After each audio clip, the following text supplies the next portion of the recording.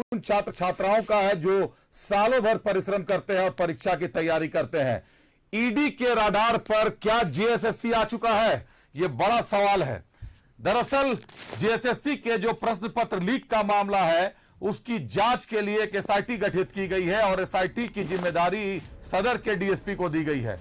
लेकिन आपको बता दें कि जेएसएससी के अध्यक्ष पूर्व डीजीपी नीरज सिन्हा साहब हैं और नीरज सिन्हा साहब के रहते हुए एक डीएसपी कैसे जांच कर पाएगा, कितनी मुखरता से मामले की जांच हो पाएगी, ये बता पाना बहुत मुश्किल है। तो जेएसएससी पेपर लीक मामले ने तूल पकड़ लिया है। अभ्यर्थियों से एक पद के लिए 23 लाख रुपए वसूले जाने का आरोप आ रहा है। होटलों में अभ्यर्थियों को दिखाए गए थे प्रश्न पत्र, उत्तर रखने के लिए मिले थे 7 घंटे का वक्त, 7 घंटे दिए गए थे उत्तर रखने के लिए। ईडी की एंट्री हुई तो कईयों की गर्दनें फंस सकती हैं। अचंभित करता है नीरज सिन्हा की चुप्पी, आईपीएस अधिकारी की चुप्पी अचंभित करने वाला है। निश्चित तौर पर जेएसएससी पेपर लीक मामले ने तूल पकड़ लिया है। बढ़ सकती है जेएसएससी चेयरमैन नीरज सिन्हा की मुश्किलें।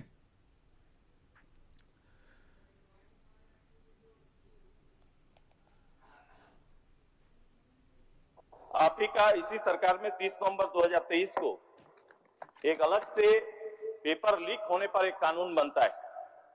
आप कानून बनाते हैं कि भाई पेपर लीक हुआ तो उम्र कैद नहीं तो 10 करोड़ रुपया तक का जुर्माना लेंगे। आप ही का बनाया हुआ नियम कि इसमें कहा गया कि पेपर लीक होने और नकल से जुड़े मामलों पर बगैर प्रारंभिक जांच के एफआईआर और गिरफ्तार करने का प्रावधान किया गया है।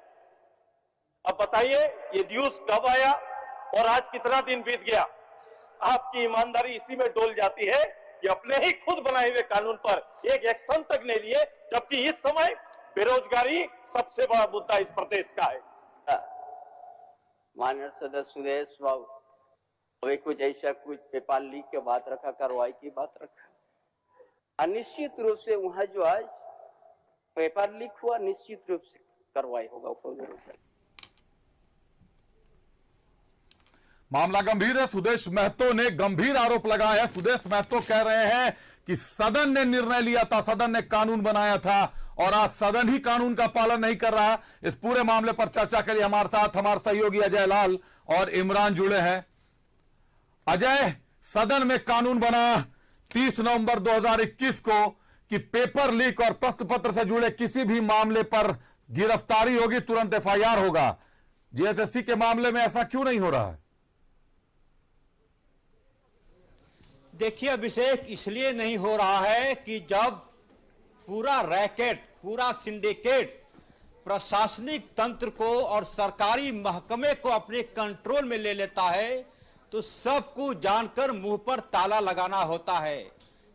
ये अकेले किसी एक व्यक्ति के बूते की बात नहीं है। जैसा कि लगातार न्यूज़ 11 लगातार इस खबर को दिखा रहा है कि कैसे अभ्यर्थियों को सेट किया गया, कैसे कोडरमा, धनबाद, गया और पटना 4 ऐसे जगह हैं जहां पर अभ्यर्थियों को ले जाया गया, होटलों में ठहराया गया, उनको क्वेश्चन पेपर दिखाया गया, 7 घंटे का वक्त दिया गया कि आप क्वेश्चन पेपर का पूरा आंसर रट लें। रेडीमेड आंसर थे, अभ्यर्थियों को सिर्फ याद करना था। तो जाहिर सी बात है इसमें पूरा तंत्र लगा हुआ था। और जो सबसे अचंभित करता है जेएसएससी के चेयरमैन नीरज सिन्हा की चुप्पी। आज तक वो आगे आकर नहीं बोले कि इस मामले में ऐसे हुआ। जो एजेंसी थी परीक्षा आयोजित करने वाली, उस एजेंसी से जो जानकारी उनकी है, चुप्पी तो समझते हैं, रुक करते हैं। अरे 1 मिनट रोकना चाहूंगा। उनकी चुप्पी तो समझ में आती है कि उनके अध्यक्ष रहते अगर प्रश्न पत्र लीक हो जाता है तो सबसे बड़ी नैतिक जिम्मेदारी उनकी बनती है।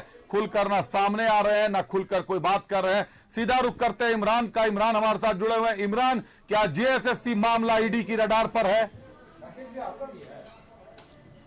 देखिए बिल्कुल जिस तरह से ईडी इस पूरे मामले को टेक ओवर करने की प्रक्रियाओं को अपना रहा है, तो ऐसे में आने वाले दिनों में जो है इस पूरे मामले में जो कि पेपर लीक का यह मामला है, काफी गंभीर मामला है। इस गंभीर मामले की जांच अगर ईडी की तरफ से शुरू की जाती है तो जाहिर सी बात है वह तमाम लोग जो इनके रडार पे आएंगे, जो इस पूरे परीक्षा के आयोजन में शामिल है, चाहे वो एजेंसी हो या फिर खुद जेएसएससी, क्योंकि इस पूरे मामले को लेकर के जिस तरह की बातें सामने आ रही है, जिस तरह की चीजें लगातार सोशल मीडिया के माध्यम से या फिर अलग अलग माध्यमों से जिस तरह से बातें सामने आ चुकी है कि पेपर जिस तरह से लीक हुए हैं, लोगों को एक समय दिया गया था, इस समय के जरिए जो है पेपर बताने की कोशिश की गई थी कि किस तरह से इस पेपर में परीक्षा से पहले लोगों के पास वो आंसर सीट प्राप्त हो चुकी है। तमाम चीजों को लेकर के जो राज्य पुलिस के एक चर्चित जवान सुरजीत का नाम आ रहा है सुर्खियों में। कौन है ये सुजीत? और ये सुजीत से जानकारियां मिल रही है कि अधिकारी के साथ रहता था, बॉडीगार्ड था, और साथ में जब अधिकारी हट रहे थे तब सुजीत भी हट गया, उसने भी नौकरी छोड़ दी। देखिए इस पूरे मामले पर अगर हम कहें तो एक एसआईटी का गठन किया गया है। एक एसआईटी के जरिए इन तमाम सवालों के जवाब जो है वो खंगालने में एसआईटी जुट गई है कि आखिर किस तरह से इस पूरे पेपर लीक मामले को जो है वो रूप रंग दिया गया है, किस तरह से इस पूरे मामले में कौन कौन से लोग शामिल है। कई नाम इस पूरे मामले में सामने आ रहे हैं। उन तमाम नामों का खुलासा जो है वो एक तरफ जहां ईडी के रडार पर है, तो वहीं दूसरी तरफ जो है रांची पुलिस भी सदर डीएसपी के नेतृत्व में एक टीम का गठन की गई है, एसआईटी का गठन किया गया है, जो इस पूरे मामले की जांच जो है वह करते हुए दिखाई दे रहे हैं। और लगातार इस पूरे मामले में रांची पुलिस की तरफ से भी कार्रवाई जो है वह तेज कर दी गई है। ऐसे में वो सभी व्यक्ति जो सीधे तौर से या फिर डायरेक्ट इनडायरेक्ट तौर पे इस पूरे प्रश्न पत्र लीक मामले में जुड़े हुए हैं, वो भी एक ऐसा मुद्दा जो देश और राज्य में लगातार चर्चा का विषय बना हुआ है। पिछले दिनों छात्रों के द्वारा प्रोटेस्ट जब किया गया था तो भारी हंगामा भी देखने को मिल रहा था इस पूरे मामले में। बदले में नामकुम थाने में एफआईआर भी दर्ज की गई थी और इसी एफआईआर को आधार बनाते हुए एसआईटी का गठन किया गया। इसी एफआईआर को आधार बनाते हुए ईडी जो है पूरे मामले की जांच के लिए आगे बढ़ रही है। इस पूरे मामले में आने वाले दिनों में इमरान लौटता हूं आपके पास, रुक कर रहा हूं, अजय लाल का बने रहिएगा इमरान हमारे साथ। अजय, प्रश्न पत्र लीक होता है लेकिन लाठीचार्ज होता है छात्रों छात्राओं पर, और केस होता है छात्रों पर और छात्राओं पर, और अभी तक जो मेन अक्यूज माने जाने चाहिए थे, जो एजेंसी और वो जो कर्ता धर्ता थे पूरे जेएसएससी के, उनके खिलाफ कोई मामला दर्ज नहीं किया जाता। एसआईटी जरूर गठित कर दी जाती है, लेकिन एसआईटी जांच क्या करेगी? लाठीचार्ज की जांच करेगी या प्रश्न पत्र लीक होने में कौन जिम्मेदार था उसकी जांच करेगी? देखिए अभिषेक, इस मामले को ठंडा करने की कोशिश हो रही है। इस राज्य में चाहे सरकारें किसी की भी हो, एसआईटी की जांच का क्या हश्र होता है ये तमाम लोग जानते हैं। राज्य की 3.5 करोड़ जनता जानती है। एसआईटी से पहले प्राथमिकी दर्ज होनी चाहिए थे उस एजेंसी के खिलाफ जिसने पूरे परीक्षा को आयोजित करने का जिम्मा ले रखा था। आउटसोर्स कंपनी है। जाहिर सी बात है कोशिश ये हो रही है कि यह मामला वक्त के साथ ठंडा हो जाए और जैसा कि अन्य मामलों में होता रहा है यह मामला भी ठंडा पड़ जाए। कायदे से उस एजेंसी पर एफआईआर करनी चाहिए थी। नीरज सिन्हा को तत्काल आदेश देना चाहिए था कि आपको जिम्मेदारी दी गई थी परीक्षा आयोजित करने का, लेकिन आपने सब कुछ चौपट कर दिया, तहस नहस कर दिया। इसलिए एजेंसी पर कार्रवाई नहीं हो रही है कि जो जानकारी है न्यूज 11 के पास कि आउटसोर्स कंपनी ने पहले ही एक मोटी रकम जेएसएससी के अधिकारियों को पहुंचा दिया था। जाहिर सी बात है ये बेईमानी का काम था, अमानत में खयानत का काम था, लिहाजा बचाने की कोशिश हो रही है। अन्यथा नियत साफ होती, नियत में खोट नहीं होता नीरज सिन्हा का, तो सबसे पहले उस एजेंसी पर एफआईआर होनी चाहिए थी।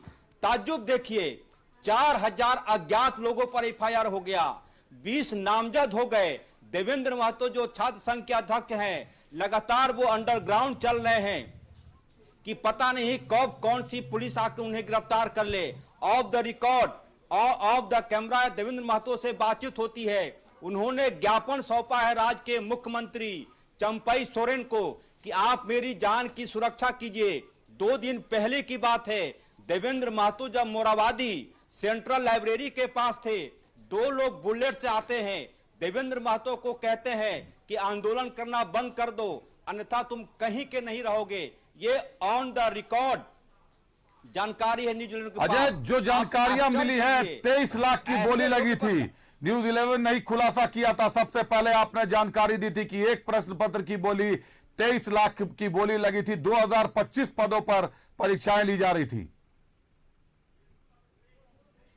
बिल्कुल अभिषेक, 23 लाख रुपया, हालांकि मुरव्वत किया था एजेंसियों ने, रैकेट ने, सिंडिकेट चलाने वालों ने कहा कि पूरी रकम मत दीजिए, पहले 5 लाख रुपया दे दीजिए, फिर 4 ब्लैंक चेक दे दीजिए। मैट्रिक से लेकर स्नातक तक का तमाम डिग्री बंधक रख लिया था, तब क्वेश्चन पेपर दिखाए गए थे। अभी तक जब हमारी आपसे बातचीत हो रही है, अभ्यर्थियों के जो मूल प्रमाण पत्र है किसी को वापस नहीं लौटाए गए। मैं फिर कह रहा हूं, रैकेट द्वारा कहा जा रहा है कि मामला ठंडा होने का इंतजार कीजिए, आपके घर तक ये तमाम डॉक्यूमेंट पहुंच जाएंगे जो आपका सर्टिफिकेट लिया गया था। जी, तमाम डॉक्यूमेंट पटना पहुंच जाएंगे। के रुक करते हैं इमरान का, वक्त की कमी है। इमरान, एसआईटी के गठन का आदेश दे दिया गया, एसआईटी गठित भी हो गई है, क्या कुछ सामने आ रहा है? दूसरे एफआईआर दर्ज किए जा रहे हैं या जो एफआईआर है जिसको आधार मानकर जांच शुरू की गई है वो तो युवकों के विरोध का एफआईआर है, युवक युवतियों के उन पर लाठीचार्ज का एफआईआर है? इमरान, देखिए, एफआईआर जो एसआईटी जो गठन किया गया है, एसआईटी गठन करने के पीछे का जो उद्देश्य है, ना सिर्फ वैसे अभ्यर्थी या फिर वैसे लोग जिनके द्वारा हंगामा किया गया था, जेएसएससी कार्यालय में तोड़फोड़ की गई थी, उनकी जांच करना है, बल्कि उन तमाम पहलुओं को गंभीरता से देखना है जिनके जरिए जो पेपर लीक होने की बात सामने आ रही है। वैसे एजेंसी